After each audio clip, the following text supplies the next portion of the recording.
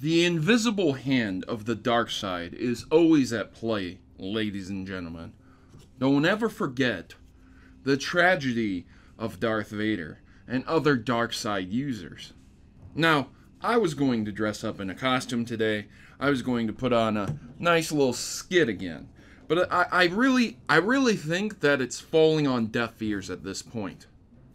Gamers are overreacting to EA's Star Wars controversy. Publishers should raise prices. Analyst stay. This is CNBC. Generally speaking, I don't defend news organizations, but I really don't think CNBC had much to do with this, if you get what I'm saying. A lot of the times, news organizations will write articles about things that other people have said. So, before everyone goes and crucifies CNBC, just understand that this is being written about what someone else ended up saying. So, it's really not CNBC doing a piece and saying, hey, all gamers are stupid, ignorant, and you should try to get more money out of them, okay? However, that is not going to stop me from applying the same exact arguments that I was going to apply to CNBC before I read the story to the analyst who said this stuff. So, we have a couple things that I need to speak about here. The story entails what ended up happening with Battlefront 2. If you do not have any idea what happened with Battlefront 2, I'll summarize it here, but there are lots of videos that will get you caught up. But a lot of those videos will end up being an hour long because there's about 6 different things entailing about 10 minutes worth of content that you would have to watch. It's roughly 60 minutes, hour-long content that you would have to watch to get caught up. So here we go. Cue the Mario music, the bonus star music. Here we go, ladies and gentlemen. EA releases Battlefront 2 in a beta public format. EA gets a lot of feedback and criticism for its loot boxes. EA changes the loot boxes around. It's still not good. EA locks iconic heroes behind huge paywalls that encourages players to pay for them rather than grind it out. It ends up being somewhere around $2,100 to unlock all the heroes, or a lot of time. More than what you would spend on a Pokemon game maxing out at 999 hours, or an RPG. It ended up being that before the game was completely launched, this was pre-alpha, pre-beta, and then pre-order, right before they decided to take out microtransactions because Disney called them and said, hey man, you really got to stop doing this. You're really damaging the Star Wars brand. I don't like how you're handling this situation. So they took it out and said, we're going to re-put it in, we're going to re-implement it in a later time where people have forgotten the controversy and we can put it back in a less controversial way. And now, here we are, ladies and gentlemen, as Battlefront 2 sales in the UK, physical sales are 61% lower than Battlefront 1. I'm sure we're going to see this here in America and in other countries as well. It's going to get pretty bad. I'm sure the sales will pick up when the movie releases, but there you go. That's the controversy in the nutshell. Okay, so you're seeing a huge backlash to players not wanting crappy microtransactions in their games anymore. Most players will accept cosmetic microtransactions. I'm not saying that I accept them. I don't. I think games like Overwatch are bad. I really do. I'm sorry. I think the game itself is fine, but the loot box system, it just doesn't need to be there. And you might argue with me and you might say, well, they need it to keep the game going. Fine, sure, I don't care, dude. Whatever your arguments are, if you defend any type of loot boxes, any type of microtransactions, it's definitely led us and culminated to this giant moment here with Star Wars Battlefront 2. So every time somebody gave microtransactions a pass, it gave the companies a pass to continue trying to implement more and more ridiculous microtransactions, which is, again, why we're sitting here with Battlefront 2. Now, here's the biggest thing about this news article, the most ridiculous thing. I'm going to talk a bit, and I'm sorry this is going to be somewhat boring because it was boring for me to read, but my God, is it ridiculous. The Analyst had estimated that the cost for a typical Star Wars Battlefront 2 player, he said if a gamer had spent $60 for the game and additional $20 per month for loot microtransaction boxes and played around 2.5 hours a day for 1 year, it comes to around 40 cents per hour of entertainment. And then he compared that with an estimate of 60 cents to 65 cents per hour of television, 80 cents per hour of movie rental, and more than $3 per hour for movie watched at a theater, according to the Analyst. Now, here's the thing, we're going to come back to that in a second, but I have to read the next paragraph back to back because that's what's so important about this. Quote, if you take a step back and look at the data, an hour of video game content is still one of the cheapest forms of entertainment. Sounds great. What's wrong with the story, Proto? What are you talking about? Quantitative analyses show that video game publishers are actually charging gamers a relatively inexpensive rate and should probably raise prices.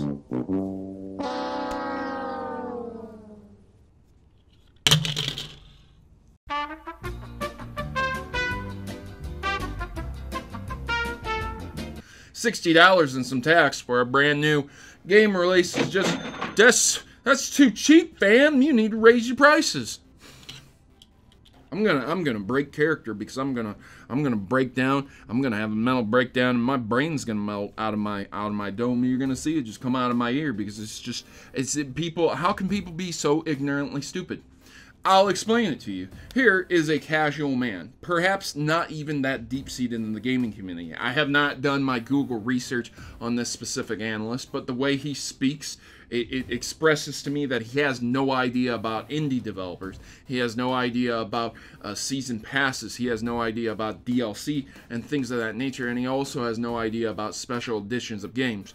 So basically, all he's saying is that most games are $60 and they should charge more because the amount of entertainment you're getting per hour is still cheaper than the competing services out there. Okay, so there's a few things I have to break down into this argument. The first thing is that when you pay 60 to 65 cents per hour for television, that takes into play how long you're watching television, which would be 2.5 hours a day. These are all estimates. Okay, I don't have a television to where I watch cable service. This is what he's trying to insinuate, you pay for cable. Cable's expensive. I don't watch cable. I have YouTube. I have Netflix. I do not watch cable. The only other service I pay for is Xbox Live, and that's because I get to keep some of the games with Gold. I have an Xbox 360, I have an Xbox One. I have a lot of other game consoles as well, but that's the only service I really pay for. So, and I prepay for it online, also on eBay. So this argument doesn't apply to me. Maybe it applies to the general casual public, but it does not apply to me. 80 cents per movie rental. I can't remember the last time I rented a movie. It had to have been months ago. Movie rentals are going out. About the only brick and mortar places that are still around are Family Video. So that is a very, very dumb argument. There's like the world's last Blockbuster still exists. But I mean, like, come on, man. If your argument is that you rent a movie from Redbox, okay, if the movie costs about $2, I don't think anyone's going to have a problem paying for that. You pay $2 for a movie, a one-time purchase, a one-time payment. You got what you wanted, and that's what you paid for. See, that's the problem. That's the problem here. It's not that you're buying a game for $60 and that's what you're getting. You're getting a game for $60. It's that you're buying a game and you're not getting just the game for $60. You're getting pieces of the game, and you have to buy the DLC. You have to buy the microtransactions to fulfill the game. Oh, I want to play as Darth Vader. Oh, hang on a second. It's going to take me, over 200 hours to unlock them. This is basically what I paid for the game for. I wanted to play as a good old Sith Lord Darth Vader. That's why I bought the game. So it's really difficult when you make this argument. You go to a movie theater. Let's say you wanted to see The Last Jedi. If you buy a ticket to see The Last Jedi, they're not going to chop it up and say, okay, if you would like to see the scene where Luke Skywalker trains Rey, that's going to be $5 DLC. If you would like to see the scene where Kylo Ren rages and slams his mask into the wall, that's going to be $1 DLC. All right. Would you like to see Kylo Ren unmasked? That's going to be a skin pack, okay? That's going to be $3, or you could gamble it in the loot boxes. You might get Kylo unmasked, We don't know, okay, the rates, the gambling rates there, because again, this is gambling. That's another thing I failed to mention earlier, that Battlefront 2 was being investigated for gambling. Okay, so you can kind of see how people are not overreacting here. They're genuinely pissed off that you took one of the most cherished series in the world, Star Wars. Like, man, it's just one of the biggest series in the friggin' world. And you basically destroyed it, EA. You destroyed Battlefront 2 to a point where I don't think a lot of people will recover from it. And it's really, really depressing that we have analysts out here saying, oh, games are just so cheap that you should just end up paying for them more. They should cost more. Why? If you go and buy this game on eBay right now, there is going to be no DLC, no microtransactions. You know what you get with it? This is one of my favorite games on the planet. And do you know who makes it? EA. That's right. EA makes it. At one point in time, EA was not lost to the dark side of money. And it seems that they've lost their way. They've forgotten that if they make genuinely really good games, that they don't have to put grimy business practices into it. You guys know CD Projekt Red? Do you guys know The Witcher 3? They don't put microtransactions and loot boxes into their games. Now, again, you can sit here and defend games like Overwatch. Fine, do whatever you want, man. You like those games, you like the games. But at the end of the day, everything that we've accepted as gamers have culminated to this point.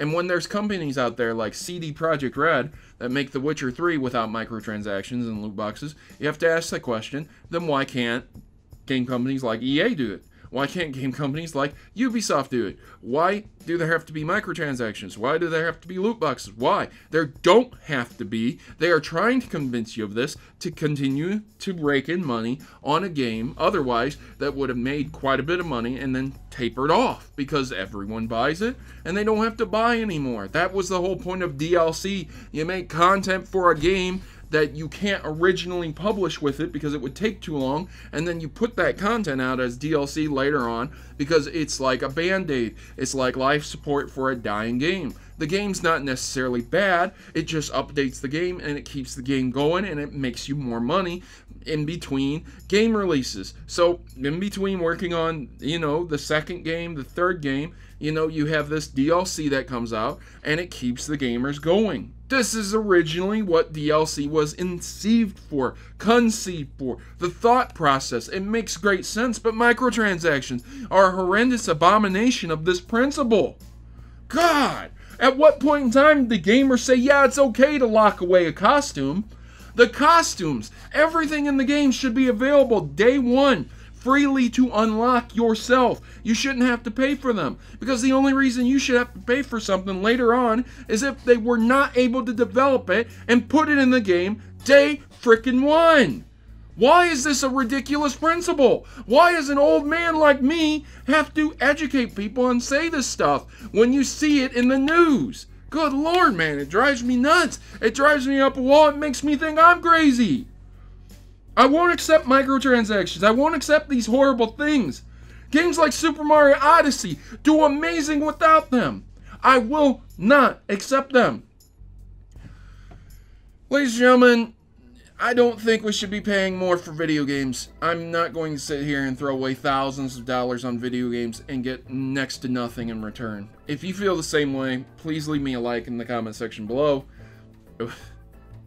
See, I told you my brain would be melted. You can't leave a like in the comment section below. Just leave me a like and leave me a comment below. Do you think people should be paying more for video games or less? I've been your host, Protomario. I'm signing out. I'm gonna get a strong drink and I'm gonna lay down. I'll see you guys next time.